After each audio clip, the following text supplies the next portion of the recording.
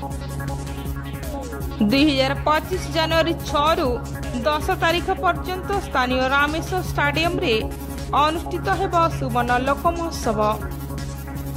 आयोजित यही सुवर्ण लोक महोत्सव पाई आज जिलापाल सम्मिलनी कक्ष में अतिरिक्त जिलापाल राजेंद्र कुमार माझी पौराहित्य सुवर्ण लोक महोत्सव सांस्कृतिक कमिटीर एक गुरुत्वपूर्ण बैठक अनुष्ठित होइतिला।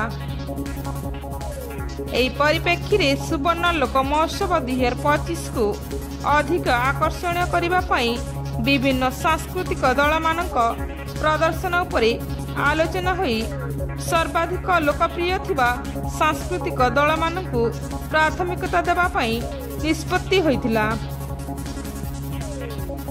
सेहीपरि जिल्लार समस्त ब्लॉक बीकेएसएस पौरांचल और एनएससी तथा राज्य सांस्कृतिक विभाग और राज्य बाहर विभिन्न सांस्कृतिक दल मानकु नहीं चलित वर्षर सांस्कृतिक कार्यक्रम आयोजन करा सह थिएटर मार्च रे अन्य 600 लोक कलाकार मानकु नहीं आयोजन करा अनुष्ठित बैठक रे निष्पत्ति निया जायथिबा जणा जायछि।